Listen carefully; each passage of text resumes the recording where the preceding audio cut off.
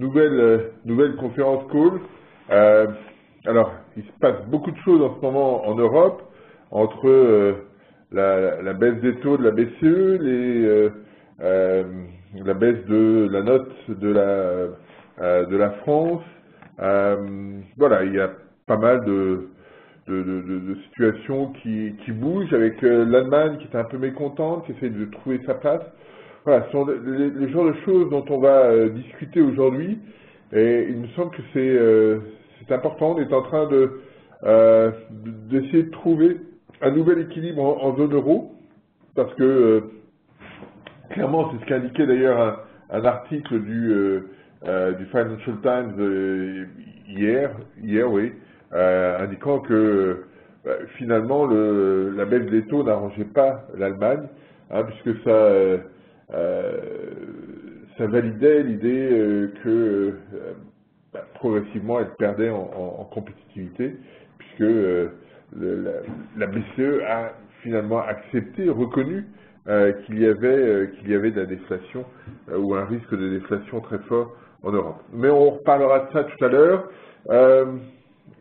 On parlera aussi de cet article qui a été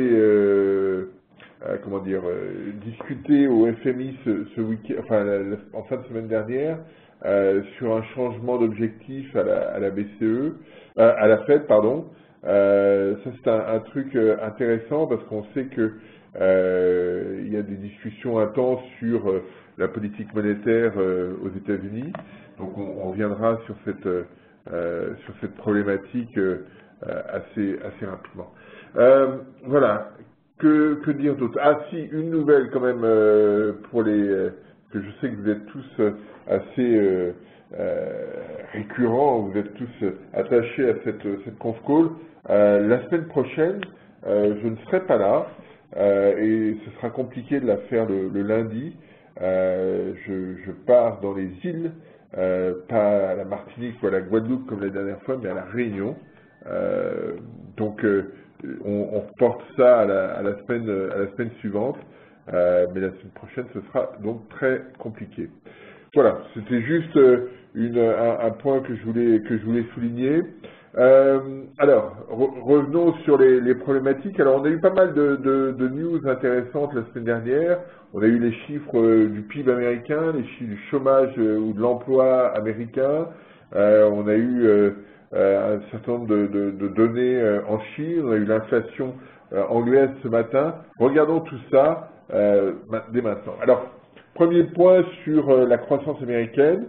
Alors, je reprends le graphique standard sur l'évolution du PIB en violet, et on voit quand même que toujours depuis début 2011, alors on a un petit décrochage. Je reprends mon truc.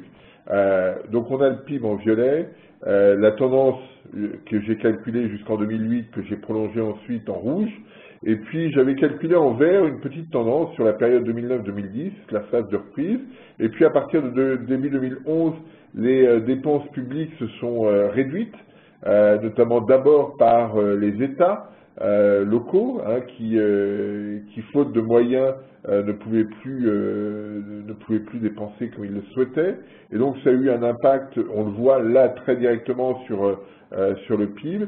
Et puis fin 2012, début 2013, on a eu ce phénomène, plus un phénomène lié aux dépenses de défense. Et ce qu'on constate aujourd'hui, c'est que on a une relative stabilité, un parallèle plutôt, entre l'évolution récente du PIB et cette courbe verte. En d'autres termes, et c'est ce qu'on constate, on le verra tout à l'heure, la contribution des dépenses publiques est devenue nulle, et donc ça stabilise la situation, et on est sur une croissance assez cohérente avec l'évolution de cette courbe verte, celle qu'on avait avant cette petite rupture de 2011.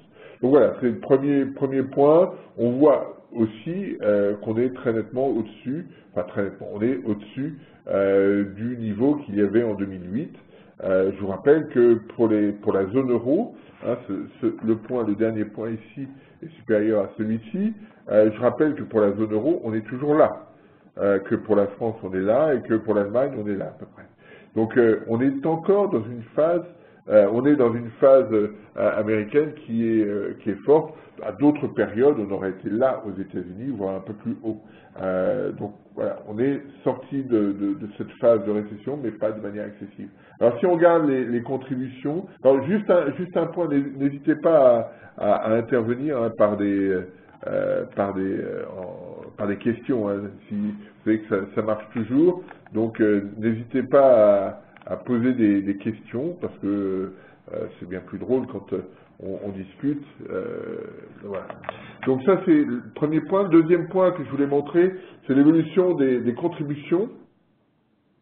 Et là, les choses sont intéressantes parce que voilà, on discute, on dit l'économie américaine va bien, etc. Moi personnellement, j'en suis pas complètement persuadé. Pourquoi? Pour deux raisons. La première, c'est le bâtonnet bleu sur le graphe. Hein, on a une croissance de 1,5% de la consommation, c'est ça, le bleu clair, ici, et une contribution qui est voisine de 1%. Et on voit que sur la période depuis 2010, eh bien, à l'exception du deuxième trimestre 2011, c'est la contribution la plus faible qu'on ait eue. Hein, on a une contribution équivalente à celle du deuxième trimestre. Donc la conso n'est pas très robuste. C'est ce qu'on avait déjà évoqué en regardant l'évolution mois après mois des chiffres de conso. On n'est pas très rassuré par cette évolution. 1,5% de croissance, c'est pas terrible. Hein, on était plutôt habitué à des chiffres à 3% avant la crise. Donc on n'est pas sur une dynamique très robuste.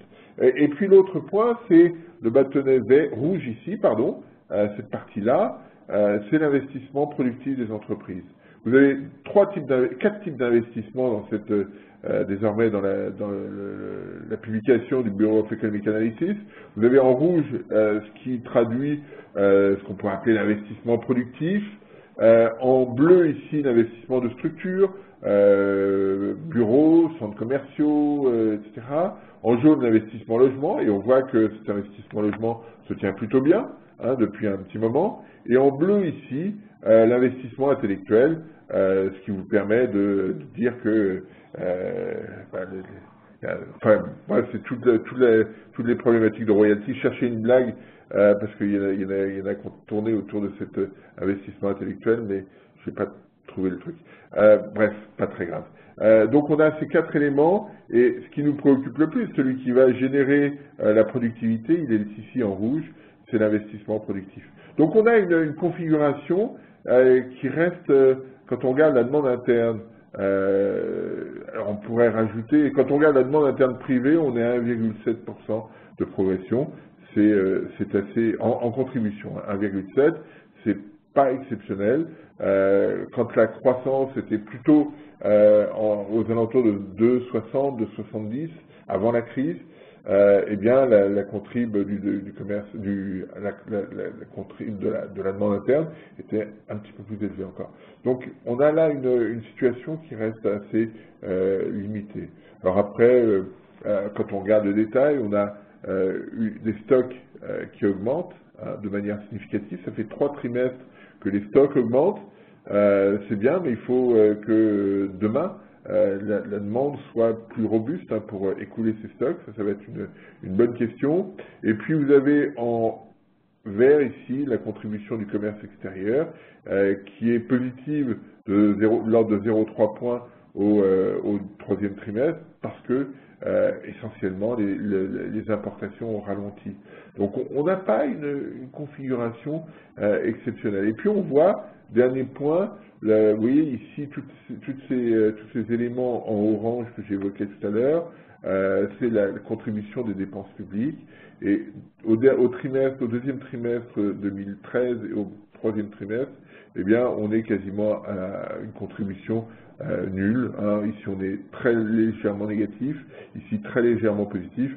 Donc, on n'a plus cette contribution. Et quand on regarde le détail, eh bien, on s'aperçoit que les États locaux, régionaux, ont repris du poil de la bête et compensent ce qui se passe sur l'État fédéral. Et d'où cette contribution nulle.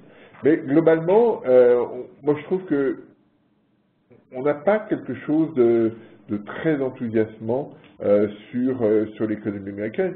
Il n'y a pas beaucoup de risques de rupture, mais on n'est pas sur quelque chose, sur un emballement. Et je trouve que là-dessus, il y a une espèce d'appréhension de l'économie américaine qui est un peu bizarre. L'autre jour, je lisais les propos d'un broker qui disait au premier semestre, ça va décoller aux États-Unis, mais ça fait une croissance annuelle de 2,5%. Donc on s'habitue, et c'est ça peut-être le point sur lequel on doit être attentif, on s'habitue, même aux États-Unis, à avoir une croissance finalement assez faible par rapport à ce qu'on observait. Hein. C'est pas dans l'absolu, c'est par rapport à ce qu'on observait. On est prêt à accepter une croissance ouais, 2,5, on trouve que c'est bien. C'est probablement pas suffisant, aux États-Unis en tout cas. Voilà, c'est le premier point que je voulais évoquer. Deuxième point sur l'emploi. Ici, on a la contribution de l'investissement en biens d'équipement, hein, négatif ici, légèrement négatif. On n'est pas sur quelque chose d'emballant sur le plan cyclique quand on regarde cette situation. Et puis, donc, ah oui, voilà, j'ai oublié plein de trucs. L'ISM qui est ici, en violet, l'ISM global, qui est cohérent avec une croissance de 3%. On a probablement, moi je pense qu'on a un petit excès sur l'ISM, parce que ce sont des statistiques qui marchent vachement bien. On avait discuté la semaine dernière, qui sont très haussières, alors que globalement, quand on regarde les stats américaines en moyenne, on n'a pas quelque chose d'aussi orienté à la hausse que les indicateurs ISM. Les enquêtes qu'on regarde, et il sera intéressant de regarder cette semaine, on va avoir l'Empire State Index en fin de semaine, voilà, il sera intéressant de voir effectivement comment les choses fonctionnent, mais pour l'instant, on a un peu, on l'avait discuté avec la semaine dernière en regardant le PMI Market, on a des écarts assez significatifs, et donc on a un environnement un peu bizarre aux États-Unis de ce point de vue-là. On a des signaux très positifs via les ISM, on le voit ici encore, et puis des autres indicateurs qui rament un peu, avec des indications ici sur les commandes et sur le... Non, c'est mon téléphone. Il y a des indicateurs sur les commandes et sur l'emploi qui ne sont pas très bons. Voilà, mais bon, on ne s'apesantira pas là-dessus. Alors sur l'emploi, on a eu des chiffres assez forts sur l'emploi, à 204 000, les attentes étaient plutôt à 120, 130 000. Alors, là-dessus, il faut être extrêmement prudent, parce que au mieux, ces chiffres ne veulent pas dire grand-chose, parce qu'il y a eu de telles difficultés de collecte de ces chiffres. Hein. Il y avait, vous pouviez avoir des statuts très compliqués à gérer si vous étiez, parce qu'il y a une bonne partie des gens qui collectaient les informations qui étaient en shutdown, les personnes qui étaient comment dire, salariées à la semaine, ce qui existe, n'étaient pas considérés comme travaillant la semaine du shutdown, mais d'autres qui étaient dans le même bâtiment, si je puis dire, qui étaient salariés au mois, eux n'étaient pas considérés comme absents, enfin comme chômeurs, etc. Donc il y a une situation qui est assez compliquée à appréhender, et il me semble que le plus simple est probablement de regarder les chiffres, de se dire, voilà, c'était bien, mais pour l'instant, on ne peut pas en tirer de conclusion outre mesure. Hein, ne considérons pas que les chiffres du mois d'octobre sont forcément très robustes. On attendra novembre et décembre pour avoir une vision plus claire de ce qui se passe effectivement sur le marché de l'emploi américain. Là, c'est trop confus. Si vous avez, j'ai pas tout repris dans l'hebdo, mais si vous avez le courage de lire un papier de Justin Wolfers sur Bloomberg qui détaille ces questions et qui montre que voilà, on part un peu dans tous les sens. Et donc, il n'est peut-être pas nécessaire d'être aussi attentif que cela à ce chiffre du mois d'octobre. Alors, j'ai mis quand même un autre indicateur, deux autres indicateurs. Le premier, c'est l'emploi à temps partiel pour des raisons économiques. On est toujours à des niveaux très élevés là-dessus, même si le chiffre du mois d'octobre peut être difficile, on est toujours à un niveau très élevé. Juste pour revenir ici, hein, ce graphique, on est toujours sur les États-Unis, et c'est un des points sur lesquels on doit être extrêmement attentif. On est toujours en dessous du niveau d'emploi qu'on avait en décembre 2007, hein, qui était le point haut. On est toujours en dessous, ce qui n'était pas du tout le cas dans les sorties de la session précédente. Donc on est, quoi qu'il arrive, on est et même sur un rythme, hein, quand on regarde, si on fait une tendance, je vais essayer de ne pas faire trop de bêtises, si on fait une tendance, on a quelque chose qui est assez faible, hein, si on compare, non, j'arrive pas à faire, je pensais qu'on pouvait faire un parallèle, mais a priori c'est plus compliqué que je l'imaginais, mais on voit bien qu'on est sur un rythme beaucoup plus faible que ceux qu'on avait ici, ou là, ou même là. Donc on reste quand même sur une évolution assez lente, et je rappelle juste pour info que sous les deux mandats Clinton, il était créé 240 000 emplois par mois. Là, 204 000, on trouve ça très bien. À l'époque, c'était 240 000 par mois, en moyenne sur 8 ans. Donc voilà, attention. Voilà. Et puis l'autre graphique que je voulais montrer, c'est le taux d'activité qui continue de chuter de façon très significative aux États-Unis. Alors il y a probablement là aussi un effet shutdown, parce que les gens ont pu se déclarer de façon un peu imprécise. Donc on n'en tirera pas là non plus de conclusions excessives, mais toujours est-il que c'est un point sur lequel on doit être quand même attentif, même s'il y a probablement un peu d'excès.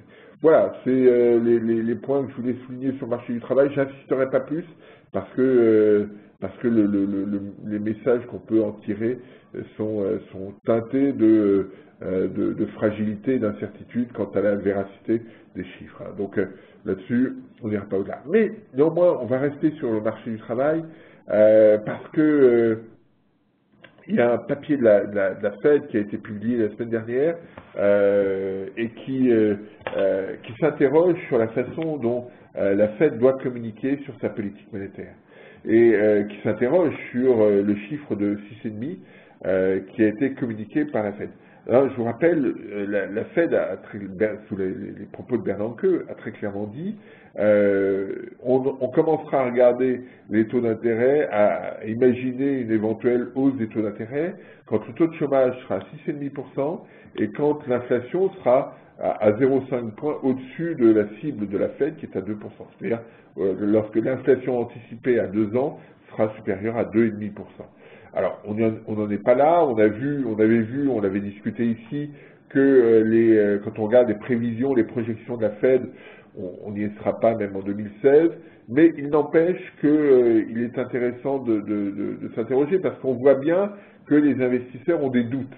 Ils ont des doutes sur la façon dont la Fed va mener sa barque et se disent, et on l'a bien vu dans l'épisode à partir du mois de mai, que dès que la Fed indique qu'elle va changer de stratégie, et là en l'occurrence c'était changer sa stratégie d'achat d'actifs, eh bien immédiatement les investisseurs réagissent et on avait vu que les taux d'intérêt court terme anticipaient, les futurs anticipaient une remontée plus rapide, de plus en plus rapide des taux d'intérêt de la Fed. Cette situation a changé du fait de la non-intervention de la Fed, mais les autorités monétaires sentent bien qu'elles sont contraintes par cette situation et le papier qui a été publié la semaine dernière répond ou souhaite répondre à cette question en disant finalement il est peut-être opportun pour la Federal Reserve de changer son objectif parce que 6,5 c'est pas très loin, on est à 7,3 au mois d'octobre. Et donc, si on a des chiffres qui sont bons pendant 1, 2, 3, 4 mois, eh bien, on va avoir à nouveau des anticipations de remontée des taux et clairement, l'économie américaine risque d'en souffrir. Et donc, ce papier suggère que on puisse, la Fed puisse repousser ces opérations, enfin cet objectif, à 5,5 ou 6% pour se donner des marges, et en disant que 5,5%, les taux de la Fed resteront au niveau actuel, probablement jusqu'en 2017. Donc là, on projette très loin, mais c'est cette idée de pouvoir avoir des jalons très clairs sur la façon dont la politique monétaire sera menée. Et donc ayons bien ces éléments en tête, parce qu'on sent bien, on perçoit qu'il y a la nécessité pour la Fed de réviser son jugement et pour, dans le même temps, avoir la capacité de changer de stratégie monétaire, notamment sur les rachats d'actifs, sur les achats d'actifs, sans que ça se traduise immédiatement par des anticipations de remontée de taux. Parce que là, ce qu'on a vu récemment, depuis le début des indications sur le tapering, ce qu'on a vu depuis ce moment-là, c'est que tout le monde a lié la réduction des achats d'actifs et la remontée des taux. Ce que ne souhaitait pas la Fed, mais tout le monde l'a lié. Et donc, la Fed souhaite dissocier les deux opérations, et c'est pour ça que très probablement, on aura un changement d'objectif. Alors, est-ce que ce sera à la réunion de décembre ou pas? Ça, j'en sais rien, mais c'est un point sur lequel on doit être attentif. Alors, je passe rapidement sur l'économie chinoise, parce que je vois que le temps tourne. L'économie chinoise, tout le monde a envie de voir des tas de choses sur cette économie chinoise. Oui, elle ne se casse pas la figure. Ça, c'est ce qu'on peut voir. Est-ce qu'elle rebondit de façon spectaculaire? Non. Regardez ici, vous avez les exportations que je prends en lissage sur 3 mois. Parce que c'est vrai que les commentaires, généralement, se font sur des données de variation annuelle en comparant octobre 2013 à octobre 2012.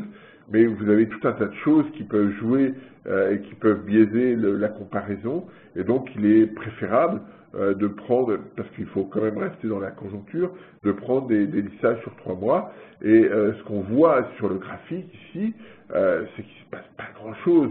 On est toujours en dessous on est entre 5 et 10% de progression. C'est bien. C'est loin d'être proche de ce qu'on observait avant la crise, mais on n'a pas forcément d'accélération brutale. Alors on avait vu, c'est ce qu'on voit ici, toute une série d'arbitrages qui avaient été faits via Hong Kong, qui avaient dopé les exportations pour des raisons un peu factices.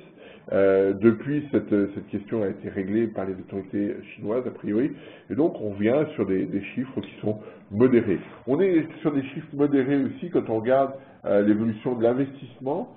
C'était l'élément phare, l'élément clé de la croissance chinoise. Aujourd'hui, on est sur un rythme un peu supérieur à 20%, 20,1% au mois d'octobre. Donc on n'est plus du tout sur les 26, 27, 28% qu'on pouvait connaître avant la crise. Et donc là non plus, on n'a pas d'inflexion majeure. Alors j'ai pas mis la production industrielle qui est à 10,3%, la consommation des ménages, les ventes de détail à 13,3%. Il n'y a pas beaucoup de changements par rapport à ce qu'on observait en septembre. Alors clairement, l'économie chinoise n'est pas en rupture. Ça c'est quelque chose qui est intéressant à souligner. Mais on a l'impression que chacun espère que l'économie chinoise va réaccélérer brutalement. Je ne crois pas du tout à ça. Je ne crois pas du tout que ce soit le scénario dans lequel il faille rentrer. Si l'on peut constater que cette économie n'est pas en rupture, tant mieux. Et c'est ce qu'on observe quand on regarde les données. Mais n'allons pas au-delà de ce phénomène parce que de toute façon, l'objectif des autorités est de rester sur une activité qui ne crée pas de tension excessive. Et c'est pour ça que la hausse de l'inflation à 3,2 pose un certain nombre de questions sur le comportement que pourra avoir la Banque centrale chinoise. Alors on avait ce week-end le plénum du Parti communiste, voilà, la réunion qui se tient l'année après la mise en place du nouveau président, M. Xi. alors, a priori, alors on n'a pas eu de communiqué, voilà, on a juste des bruits, mais des bruits qui iraient dans le sens de quatre éléments forts. Le premier, c'est la mise en place de structures plus concurrentielles. On se souvient que à chaque réunion de ce type-là, il y a un pas vers davantage de concurrence. À la fin des années 90, il y avait eu un grand nettoyage des entreprises publiques.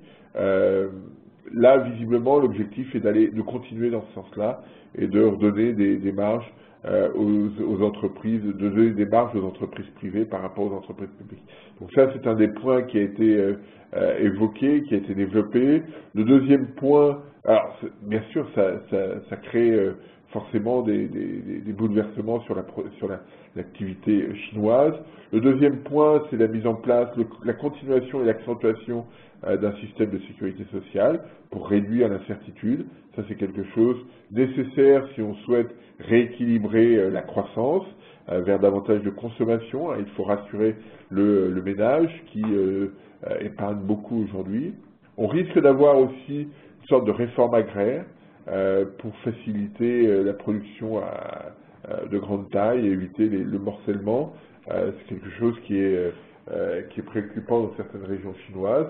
Et puis le dernier point sur lequel on doit être très attentif, qui est un point qu'avait très largement évoqué M. Xi au moment de sa prise de pouvoir, qui est la mise en place de structures financières plus fortes avec un yuan qui serait convertible et des marchés financiers plus efficaces.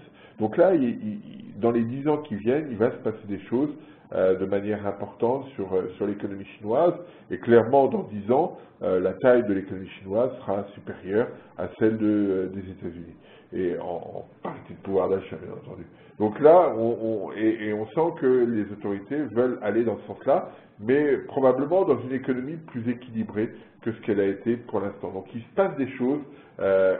Dès qu'on a des éléments d'information sur cette question, je vous en parlerai parce que c'est un aspect qui va conditionner notre façon de faire.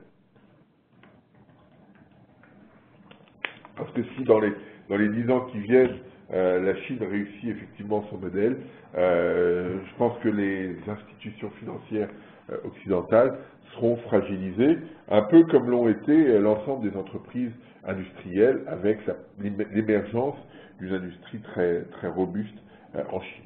Donc soyons attentifs à ces questions.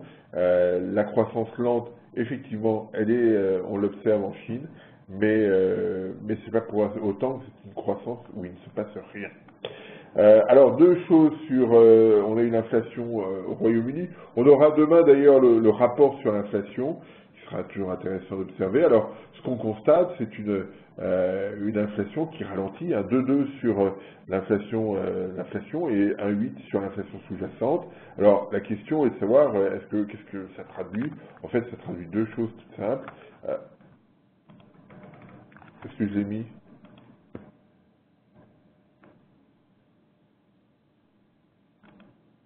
Voilà, il est là. Pourquoi il était... c'est un graphique, j'ai oublié de changer les titres en plus. Je suis désolé. En fait, alors la question c'est qu'est-ce qui a changé pour expliquer cette rupture, à la fois sur l'inflation sous-jacente et sur l'inflation globale. Bien, il y a deux phénomènes à constater. Le premier, sont les tuition, les coûts de l'éducation, en rouge ici. Vous voyez qu'il y avait eu des accélérations à la hausse assez sensibles il y a un an de ces coûts, des coûts d'éducation. Il y avait eu des manifestations à l'époque, et aujourd'hui, eh bien, on a une inflexion assez significative. Et puis, on a une baisse du prix du pétrole qui profite au transport. Le reste évolue peu. Mais ce phénomène de coût universitaire a un rôle tout à fait considérable, temporaire, certes, mais un rôle tout à fait considérable auquel il faut être attentif. Donc on a une économie anglaise dont l'inflation revient proche de sa cible de 2%. Elle a été très longtemps, on le voit ici, au-delà des 3%. on revient sur la cible à 2%. On va voir après comment ça fonctionne. Si on revient à 2%, ça peut donner des marges de manœuvre à la Banque centrale anglaise. Donc on verra ce qui se passe exactement quand on y arrivera. L'autre point que je voulais évoquer, c'est quand on arrive sur l'Europe, c'est la production industrielle, avec trois choses intéressantes. La première, c'est que depuis le début de l'année 2013, et on le voit ici sur ce graphique, la production industrielle espagnole est stabilisée. Ça, c'est un premier point auquel on doit être attentif. On n'est pas sur quelque chose de très robuste encore, mais la production industrielle est stabilisée en Espagne, et voire légèrement positive en Espagne depuis le début de l'année. C'est suffisamment important, l'Espagne est suffisamment important pour nous pour être attentif effectivement à cette situation. Ça, c'est le premier point. On constate juste à côté que l'Italie, par contre, n'est pas du tout dans cette même configuration.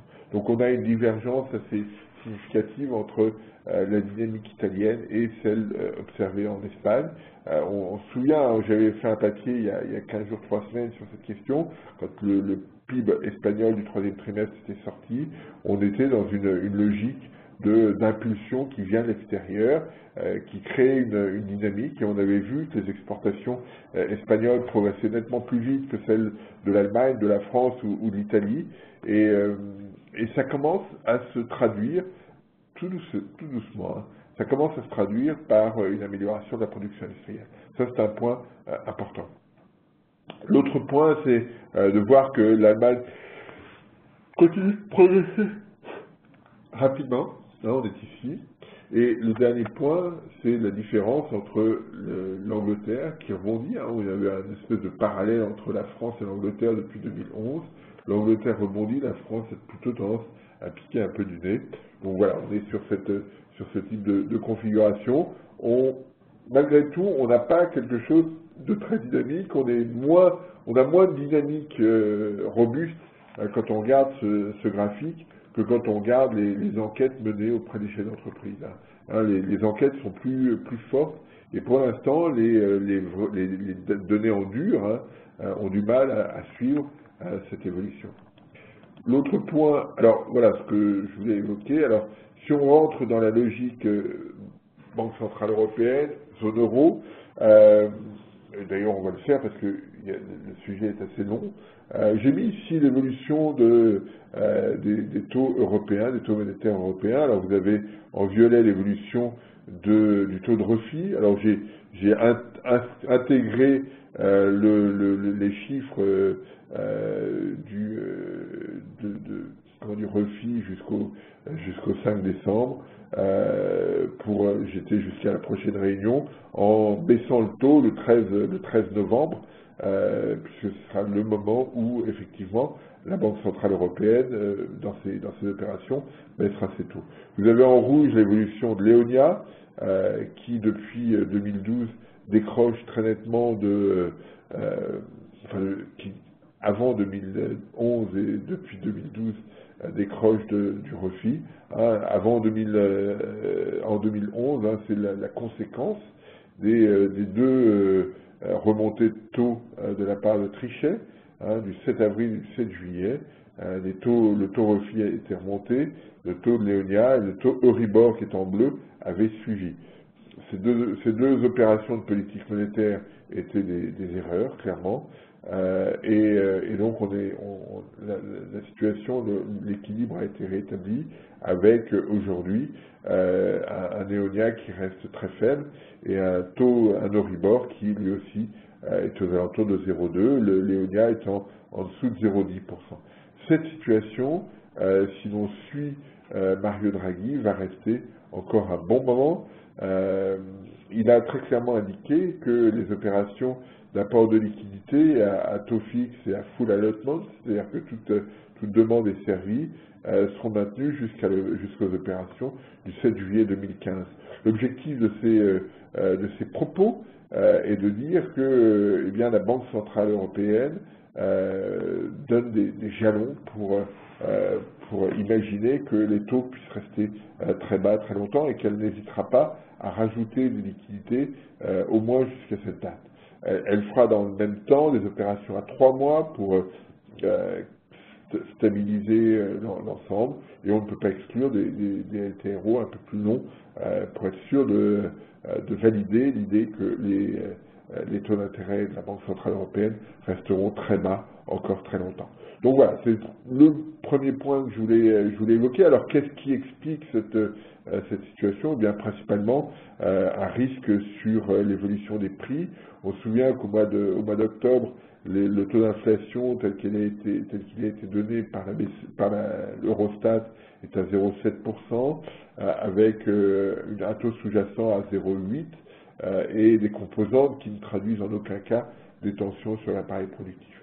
Alors, on reviendra sur cette question tout à l'heure, mais voilà, c'est la principale raison qui a incité la Banque Centrale Européenne à assouplir sa politique monétaire. Moi, je pensais j'étais persuadé qu'elle baisserait ses taux s'il y avait un risque de déflation. Je ne pensais pas qu'elle allait agir aussi rapidement. Tant mieux qu'elle l'ait fait. Mais voilà, ça va soulager des pays comme l'Espagne, comme l'Irlande, où l'endettement des ménages est fait à taux flexible, à taux variable, et donc ça permettra de soulager peut-être le système bancaire espagnol, par exemple, qui souffre de contentieux tout à fait importants. Donc voilà, ça c'est un point important et un jalon fort de la Banque Centrale Européenne qui décroche à nouveau, peut-être un peu tard, diraient certains, mais qui décroche enfin. Alors, Brigitte, soulager, est-ce sûr? Soulager, c'est bien de l'avoir fait. Parce que globalement, ça traduit le risque de déflation qu'on observe en Europe, traduit le fait que la situation est encore extrêmement difficile, et on en reparle tout à l'heure sur l'Allemagne, où on est toujours en phase de rééquilibrage de la zone euro, et si on a un risque de déflation, si la croissance ne redémarre pas, c'est qu'on n'a pas retrouvé non plus un environnement suffisamment robuste pour cela, et que la Banque Centrale Européenne prenne la mesure de cette situation et de ce risque, c'est plutôt bien. Voilà, c'est en ce sens-là que je parlais de soulagement, mais voilà, c'est ce point-là qui est important. On n'est toujours pas dans une dynamique de croissance équilibrée en Europe. C'est ça la leçon, à mon sens, qu'il faut tirer de ce geste de la Banque Centrale Européenne. Alors sur l'Europe, deux, trois choses. J'ai remis ici l'évolution de l'indicateur PMI, on l'a eu la semaine dernière, je l'ai mis en parallèle avec le PIB.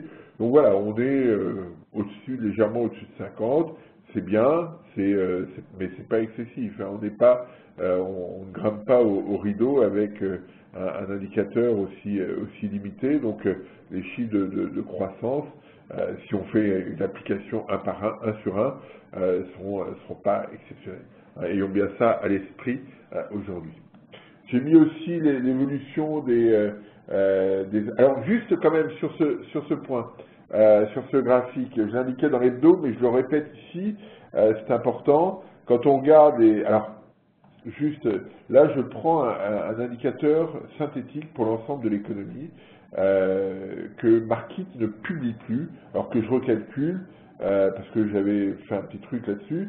Je recalcule aussi pour la France et pour l'Allemagne, mais je n'avais pas fait le calcul et je prenais le chiffre brut pour l'Espagne et l'Italie, je ne l'ai plus. Donc je regarde maintenant, quand je fais des comparaisons, les chiffres de production comparés, synthétiques, avec d'un côté, enfin pas synthétique, mais avec d'un côté la production, le secteur manufacturier et l'autre le secteur des services. On a un indicateur de production composite. Et ce qu'on constate sur ce secteur de production, sur cet indicateur de production composite, c'est qu'il a à peu près la même allure que l'indicateur ici, pas tout à fait, mais presque. Ça, c'est le premier point. Et surtout, quand on regarde le détail par pays, l'indicateur italien, l'indicateur français, l'indicateur allemand s'infléchissent, alors que l'indicateur espagnol, lui, repart à la hausse, continue à la hausse. Et on revient sur le point que j'évoquais tout à l'heure, sur une situation italienne et espagnole qui est un petit peu plus robuste. Donc voilà, c'est un détail que je voulais signaler. Quand on regarde l'économie allemande, on a eu les commandes à l'industrie qui sont toujours plutôt robustes, et notamment quand on regarde les commandes de biens d'équipement, on a quelque chose d'assez fort. J'ai mis le détail dans l'hebdo, sur les chiffres. Là, j'ai pas eu le temps de prendre l'hebdo, mais on est sur une dynamique assez robuste. Alors, on voit sur l'Europe, sur la zone non euro, en bleu ici, un peu de volatilité dans les chiffres. On avait eu quelque chose d'assez fort en juin, je le rappelle, au moment du Salon du Bourget, toute une série de commandes qui avaient été faites, et puis après une correction, c'est normal, et là on a eu quelque chose d'un peu plus robuste aussi au mois de septembre. Voilà, globalement on est sur une tendance qui reste assez soutenue, sans excès mais assez soutenue, avec une composante extérieure qui se tient plutôt bien. Et puis ce graphique que j'aime bien sur l'évolution du marché du travail français, avec en bâtonnet l'évolution de l'emploi marchand, trimestre par trimestre, et en violet l'évolution de l'enquête Markit, c'est l'indicateur composite de l'enquête, qui reflète à la fois le secteur manufacturier et le secteur des services. Et au mois d'octobre, le chiffre est à 50,4, qui serait donc cohérent avec une hausse de l'emploi. Ça paraît un peu contre-intuitif, mais on a un track record depuis 1999 qui est assez bon sur ces questions. Et il me semble que voilà, c'est un point sur lequel il faut être attentif. On peut peut-être avoir de bonnes surprises sur l'emploi. Alors, ça ne veut pas dire que le taux de chômage s'inversera, hein, puisque là, ce que nous dit l'enquête pour l'instant, c'est qu'on est sur une stabilisation de l'emploi, mais il y aura toujours des gens qui vont arriver sur ce marché et qui vont nourrir, si je puis dire, le nombre de chômeurs si effectivement le nombre d'emplois reste stable. Donc voilà, mais c'est un premier élément que je trouvais intéressant. On parle beaucoup de plans sociaux en ce moment. Ce que nous disent les chefs d'entreprise n'est pas tout à fait de cette nature-là. Et je trouve ce graphique de ce point de vue-là intéressant. Et puis, alors revenons maintenant sur les problématiques. Oui, je vois que le temps tourne très vite. La problématique Standard & Poor's. Alors, j'ai fait 2 papiers sur le blog sur cette question. Il me semble que la problématique française, telle qu'elle est reprise par Standard & Poor's, se reflète la question qui est traduite ici par ce graphique, où vous avez, parce que globalement, ce que dit Standard & Poor's, il y a 2 choses. Il dit l'économie française a du mal à retrouver une allure de croissance telle qu'elle le faisait auparavant, et d'où l'intérêt de ce graphique. On voit qu'en 74, en 92, la reprise avait été assez rapide et assez forte. On voit qu'aujourd'hui, il n'y a pas de reprise quand on regarde le PIB par tête, et qu'on est toujours très loin du niveau de PIB par tête qu'on avait avant la crise. Tout à l'heure, je disais que le niveau de PIB était le même qu'avant la crise. Là, c'est le PIB par tête, c'est pas tout à fait la même chose puisque la population augmente. Donc là, on a une mesure très simple qui est de dire, finalement, on a une croissance qui est très lente. Et le deuxième point que souligne Standard & Poor's, c'est de dire, peut-être qu'on est allé au bout de la logique des politiques conjoncturelles par hausse d'impôts ou réduction des dépenses. Alors, en France, on a plutôt fait par hausse d'impôts que par réduction des dépenses, ce qui a valu le soutien de cette stratégie par Krugman, en disant la France a fait plutôt une hausse d'impôts plutôt que de réduire le modèle social. Cette question-là, ensuite, il a mis un peu d'eau dans son vin par la suite, en disant que finalement, oui, effectivement, il y avait l'orientation conjoncturelle était bonne, mais il y avait quand même des problèmes structurels en France. Et il me semble que ces problèmes structurels sont observables à travers ce graphique, comment retrouver une allure de croissance? C'est ça la question qui, à mon sens, est posée à l'économie française et sur laquelle Standard & Poor's met le doigt. On est dans une phase de croissance médiocre aujourd'hui en France et donc que l'on s'interroge, et pour moi le propos de Standard & Poor's va dans ce sens-là, que l'on s'interroge sur la façon dont l'économie française pourra retrouver de la croissance et une dynamique de l'emploi positive. Voilà, c'est ça la problématique à laquelle on doit être attentif aujourd'hui sur l'économie française. Standard & Poor's met le doigt là où ça fait mal, clairement, parce que les réformes structurelles, il n'y en a pas eu beaucoup, ou pas assez, et puis parce que on sent très bien que quand on regarde les indicateurs de conjoncture, on l'a souvent évoqué, on est plutôt suiveur que leader dans la dynamique de croissance. Alors on peut s'en satisfaire, mais pas sûr que ce soit franchement, à la fin, franchement satisfaisant. Donc voilà, c'est ce genre d'interrogation qu'on doit continuer à avoir. Alors je ne dis pas qu'il faille faire des réformes à l'anglaise ou à l'américaine avec des changements brutaux. Non, ce que je dis simplement, c'est que voilà, l'économie française a probablement besoin de s'ajuster un peu différemment que ce qu'elle faisait jusqu'à présent. Et alors il y a des travaux qui sont faits sur ces aspects-là. On en rediscutera à l'occasion, puisque là le temps tourne, mais clairement, les politiques conjoncturelles dans une économie qui ne décolle pas, comme c'est le cas quand on regarde le PIB par tête, n'est pas suffisant. En d'autres termes, on n'est pas dans le cycle habituel, on n'est pas dans une situation où, comme on le voyait avant la crise, la France revenait systématiquement vers 2% de croissance. Aujourd'hui, elle n'en a pas la capacité, et c'est pas, je ne crois pas à cette analyse de l'OFCE qui dit une fois qu'on aura retiré les effets restrictifs de la politique budgétaire, la croissance reviendra spontanément. J'ai du mal à croire en cela, et donc là, il faut probablement intervenir. Ça, c'est le premier point. Alors, plus de détails, vous allez voir sur le blog. Mais l'impact est quand même assez limité, puisque les perspectives sont stables. Donc l'objectif, c'est plutôt de secouer le cocotier, si je puis dire, plutôt que de pénaliser l'économie française de manière très, très brutale. S'il y avait eu des perspectives toujours négatives, là, la problématique aurait été différente. Et on a bien vu d'ailleurs sur les marchés, ça n'a pas eu une incidence très, très marquée, y compris sur les marchés de taux, même si vendredi matin, il y a eu un changement de référence sur le taux 10 ans, ce qui fait qu'on a pu croire à un moment donné que les taux étaient remontés. En fait, c'était juste un changement du titre de référence. Et puis, alors, deuxième point sur l'Allemagne, des choses intéressantes parce que on sent que la situation est en train de s'inverser. Pourquoi ? Vous avez ici un graphique qu'on aurait pu prendre aussi pour l'Espagne, je l'avais fait aussi pour l'Italie, c'est un peu la même problématique. Vous avez ici en violet l'évolution de la demande relative de la France par rapport à l'Allemagne. Donc j'ai pris la demande interne, consommation, investissement, dépenses publiques, en France et en Allemagne. J'ai fait le ratio Allemagne sur France. Donc, quand on est ici, c'est que la demande interne allemande est plus forte que celle de la France. Quand on est ici, celle de l'Allemagne est plus faible que celle de la France.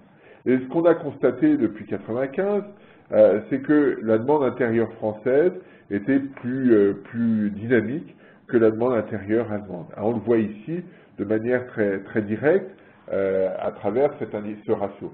On a la même chose sur les autres pays que je citais tout à l'heure. Et ce qu'on observe, ce qu'on constate, c'est que depuis le début de la crise, eh bien, on a plutôt une inflexion, une stabilisation et puis peut-être une inflexion de ce mécanisme avec une demande interne qui est un petit peu plus robuste en Allemagne qu'en France. Alors, quelle est la conséquence de cette situation?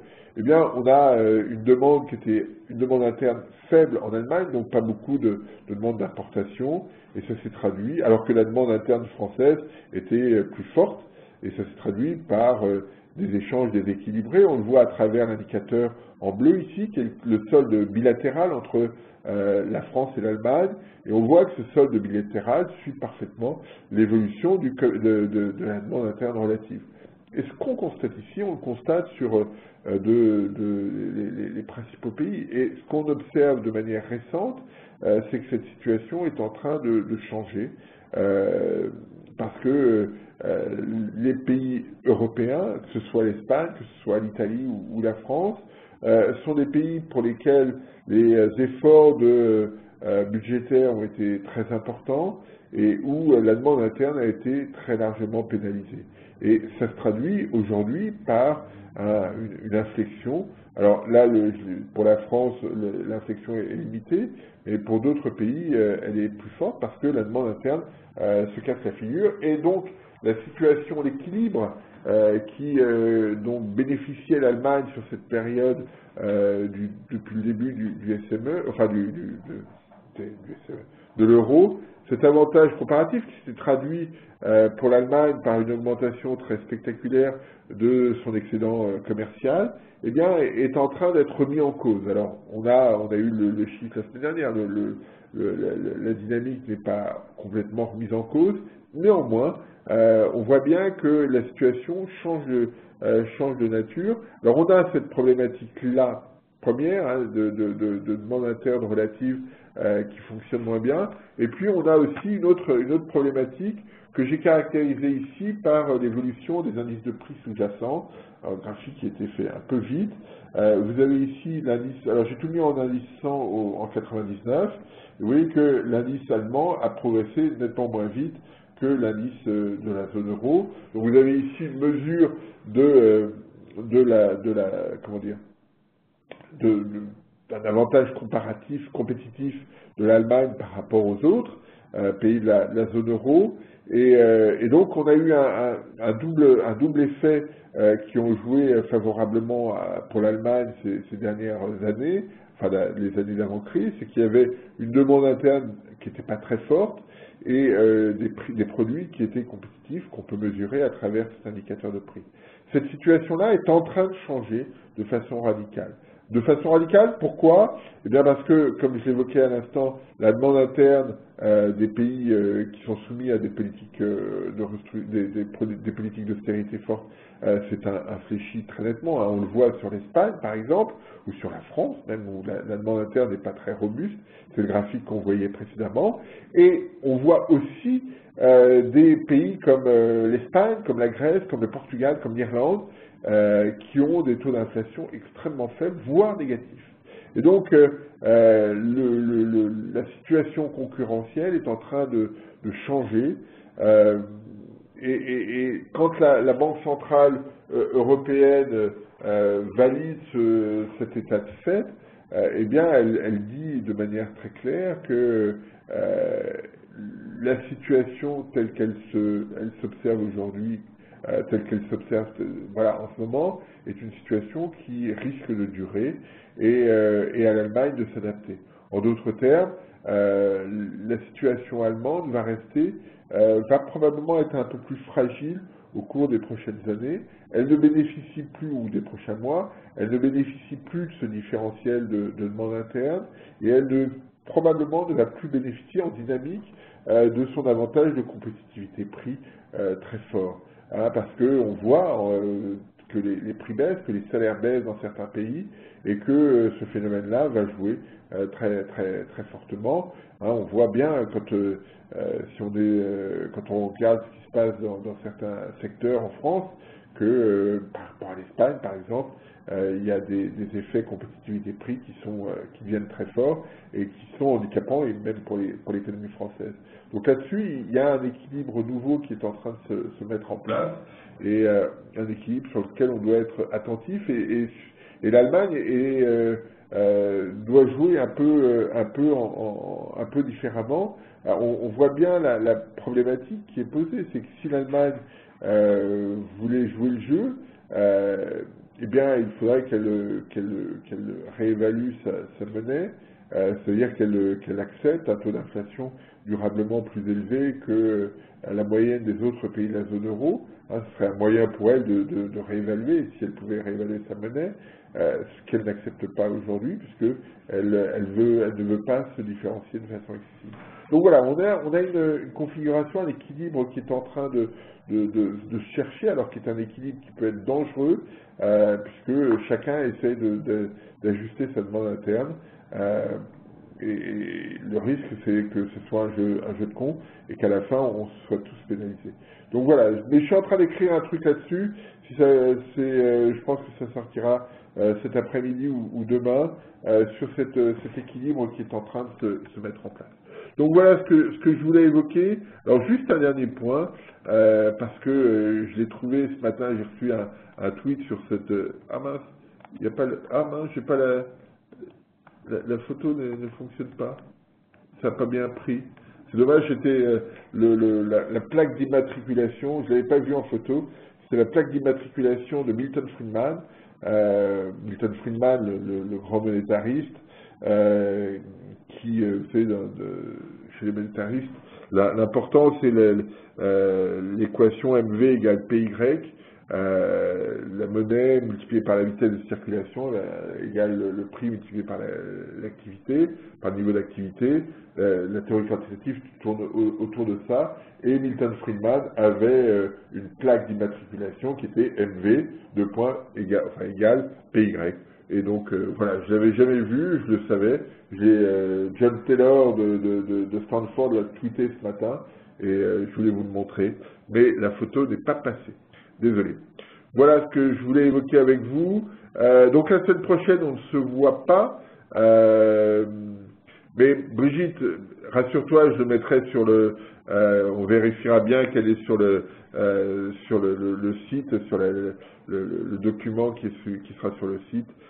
T'inquiète pas, tu pourras aller voir. Et il y a même à côté le bouquin de Friedman et Schwartz sur l'histoire monétaire américaine. Donc voilà, c'est ce que je voulais évoquer avec vous.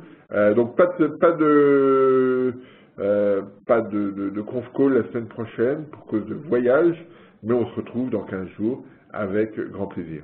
Bonne semaine à tous, au revoir.